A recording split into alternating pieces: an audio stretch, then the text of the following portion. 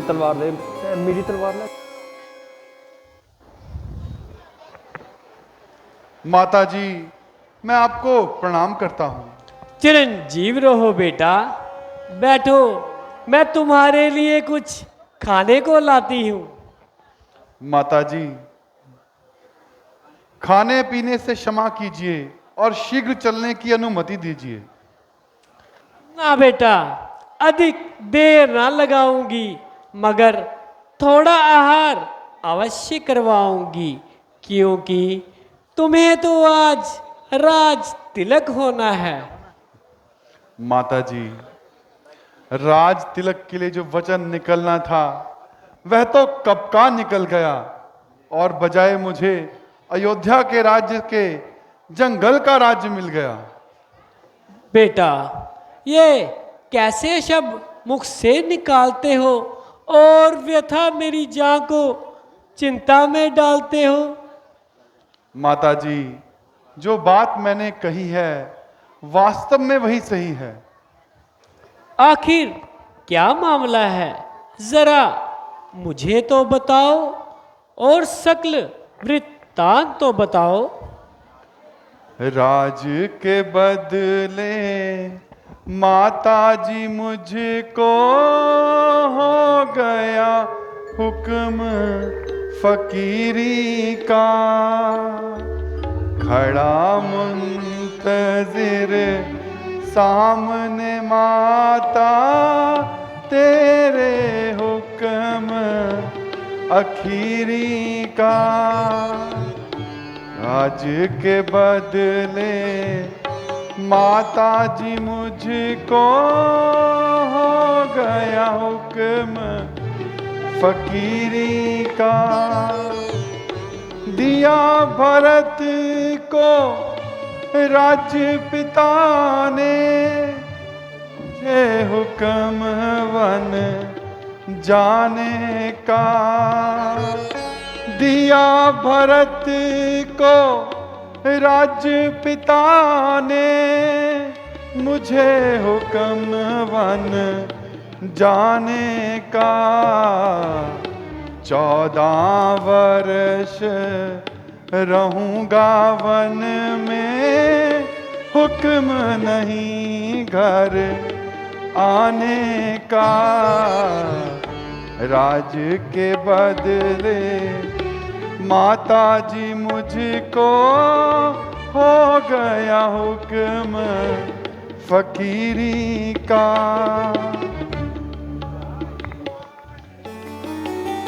राजपाठ का गम नहीं मुझको, ना ही फुकर अमीरी का।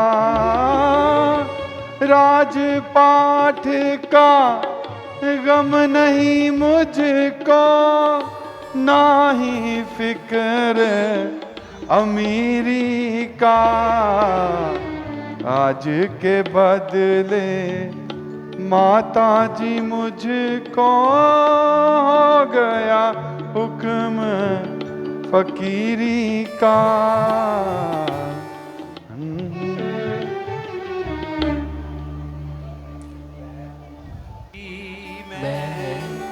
खुशी में बेटा इन बातों का ध्यान नहीं, सुनकर तेरी बातें लाल मेरे रही बदन में जान नहीं।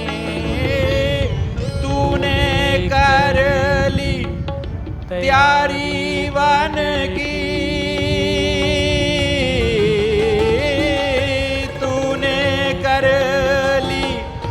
प्यारी वन की, कौशल्या की खैर नहीं। प्राण त्याग दो अभी रहूंगी जिंदा तेरे बगैर नहीं। प्राण त्याग दो अभी रहूंगी तेरे बगैर नहीं। वह भी बेटा, तू भी बेटा, वह भी बेटा, तू भी बेटा। भरत मुझे कोई गैर नहीं। दे दे राज खुशी से उसको, मुझको उससे बैर नहीं। पर बेटा तू वन मत जाना, पर बेटा तू वन मत जाना। तुझ बिन मेरी खैर नहीं। सुन कर तेरी बात लाल मेरे रही बदन में जान नहीं। माता जी, शतरानियों को रोना शोभा नहीं देता। यह तो तुम अच्छी तरह जानते हो कि संतान पर पिता की उपेक्षा माता का अधिक हक होता है। बेशक माता जी, तो इसमें क्या शक है। तो स्वामी जी की उपेक्षा तुम पर मेरा अधिकार अधिक हुआ ना। जी माता जी। तो मेरा हुक्म है कि तुम वन मत जाओ। माता जी, ये कदापि नहीं हो सकता।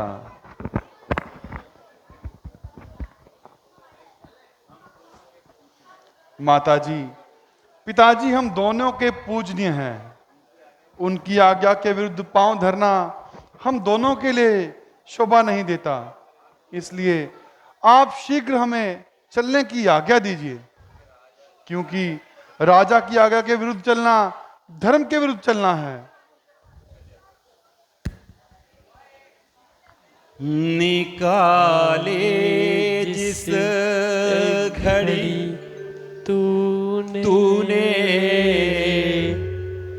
अयोध्या से कदम, बेटा निकल जाएगा फौरन ही तेरी माता कदम। बेटा निकाले जिस घड़ी तूने।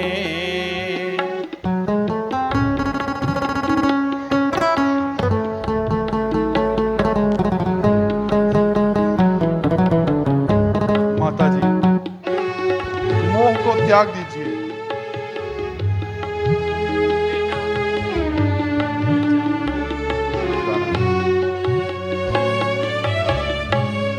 भला किसके सहारे जिंदगी के दिन गुजारूंगी। भला किसके सहारे जिंदगी के दिन गुजारूंगी।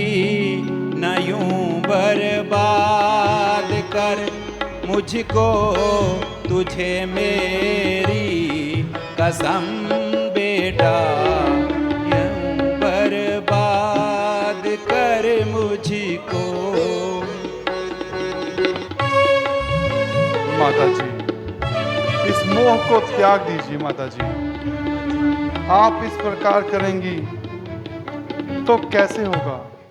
किया था परवरिश तुझको के देगा सुख बुढ़ापे में।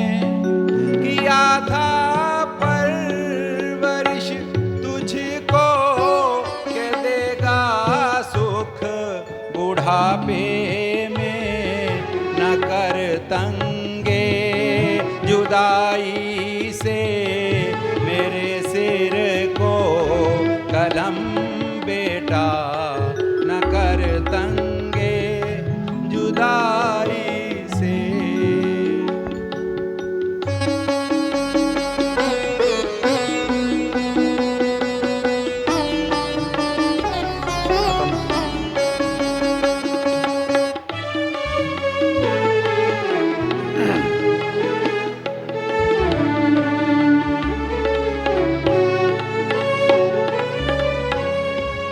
इजाजत दो मुझे, मैं चूमता तेरे कदम माता। जुदाई आपकी को अगर चे सख्त मुश्किल है, मगर मजबूर करता है ए मेरा धर्म माता। इजाजत दो मुझे, मैं चूम।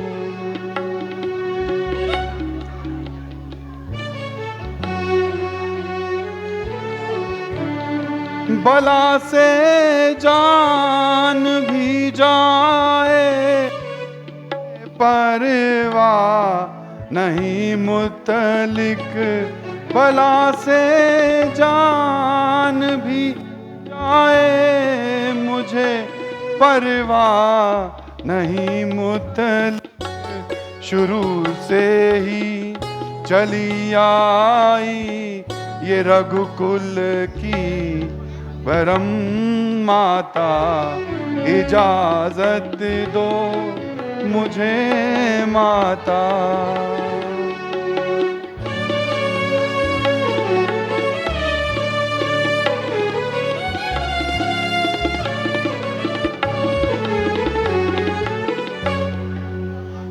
माता जी, आप धैर्य धरो।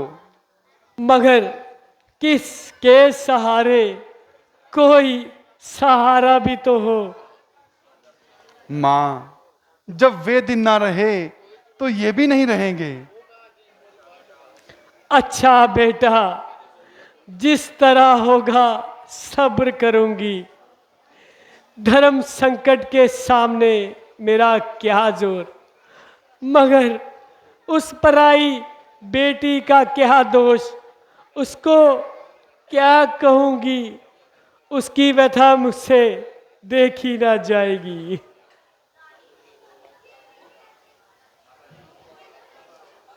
माताजी, क्या बात है?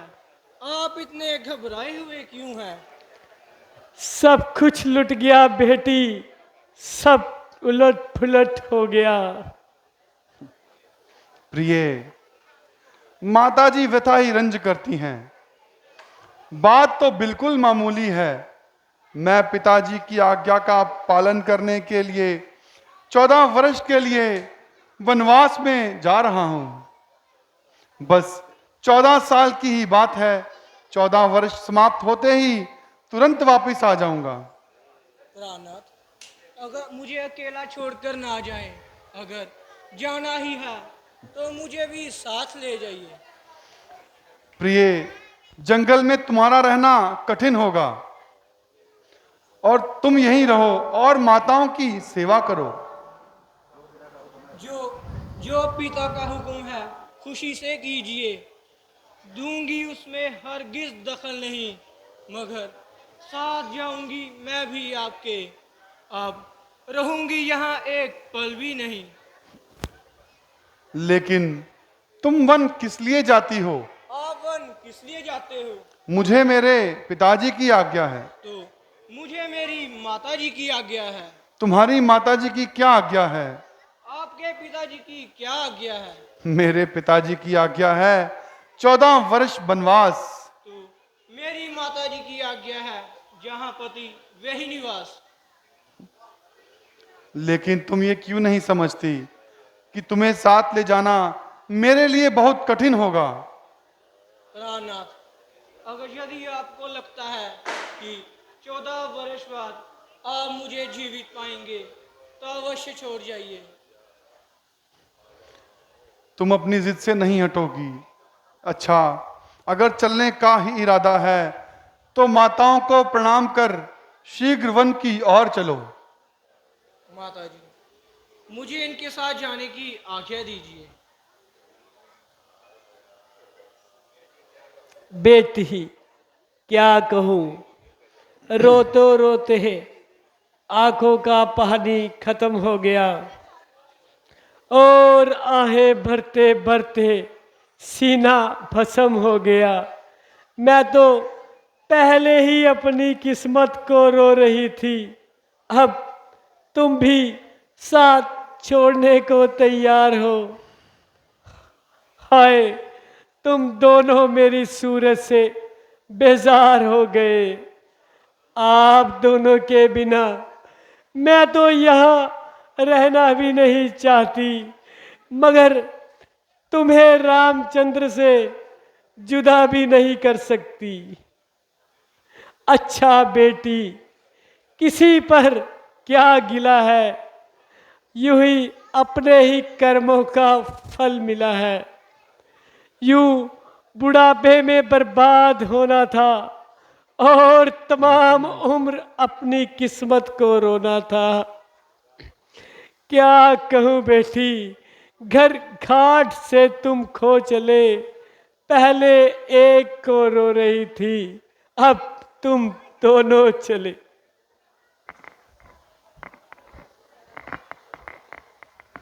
अब तक खूने जिगर पिया और अपने आप को जब्त किया, किंतु माताजी की ये हालत देखकर मेरा कलेजा चाक हो गया और मेरा सीना फटकर राख हो गया।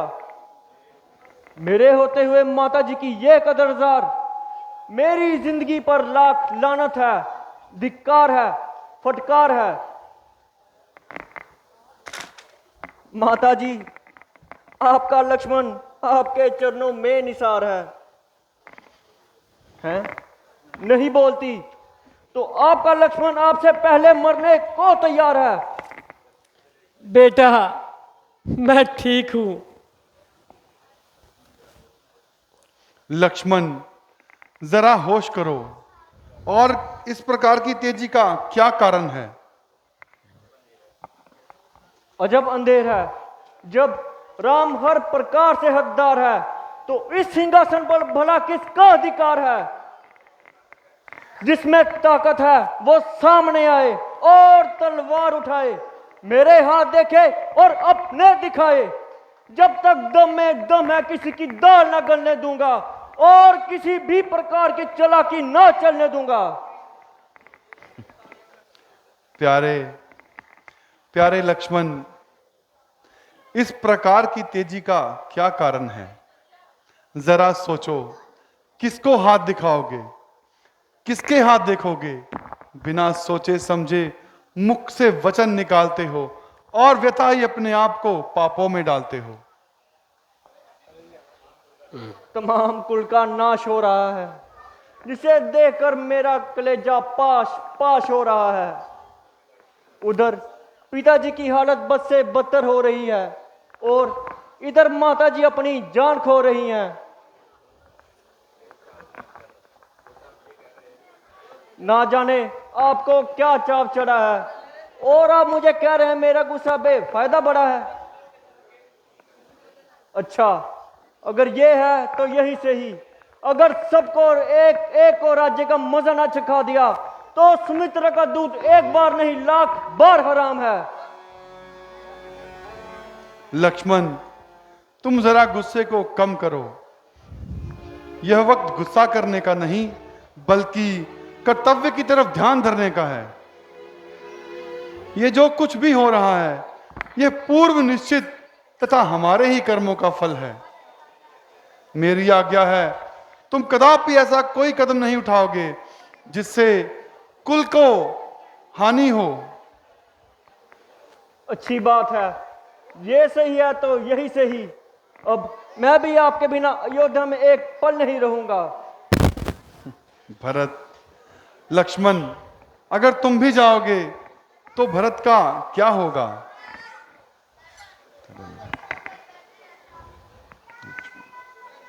लक्ष्मण के आगे ऐसी बातें का क्या फायदा? लक्ष्मण, तुम जिद करते हो। मैंने कसम खाई है, मैं भी आपके साथ जाऊंगा और आपके बिना यहां एक पल नहीं रहूंगा।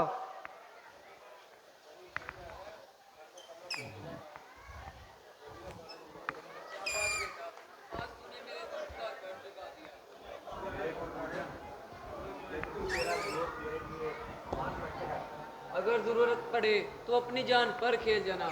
पर अपनी भैया की सेवा से दूर ना होना। उचित तो यही था कि तुम यहीं ठहर जाते और भरत के साथ राज्य कार्यों में हाथ बटाते। अस्तव अगर काम इरादा है तो देर करना बेफायदा है। माताओं तथा गुरुजी को प्रणाम कर शीघ्र चलने की तैयारी करो।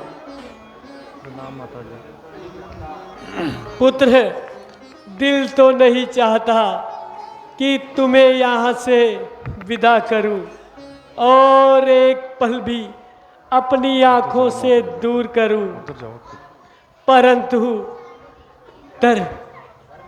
धर्म की जंजीर ने मुझे जकड़ रखा है। छाती पर पत्थर रखकर आंखों से दूर करती हूँ, लेकिन तुम्हें इतनी नसीहत जरूर करती हूँ कि जिस तरह जाते हुए तीनों ने मुझे पीठ दिखाई है, इसी तरह ही अपने सुंदर मुख दिखलाना। और अगर मेरे बेटे लक्ष्मण और पुत्री सीता को कुछ हुआ तो तू भी वापिस अयोध्या मत आना, क्योंकि इसमें मैं तेरी सूरत देखने के लिए हरगिज़ तैयार नहीं।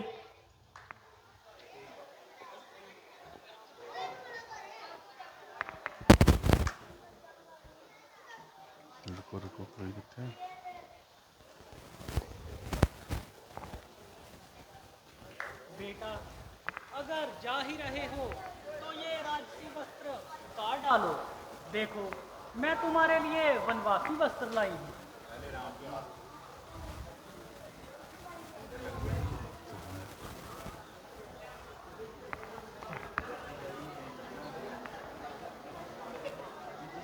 ठहरो, महादेव सीता यह वस्त्र नहीं पहनेगी। मगर गुरुजी, अगर स्वामी पहनेंगे तो मैं क्यों नहीं? बेटी, अगर तुम जिद करके वन जा ही रही हो तो यह राशि वस्त्र मत त्यागो। वन जाकर जो चाहे पहन लेना। आज हम ये सब कुछ नहीं देख पाएंगे।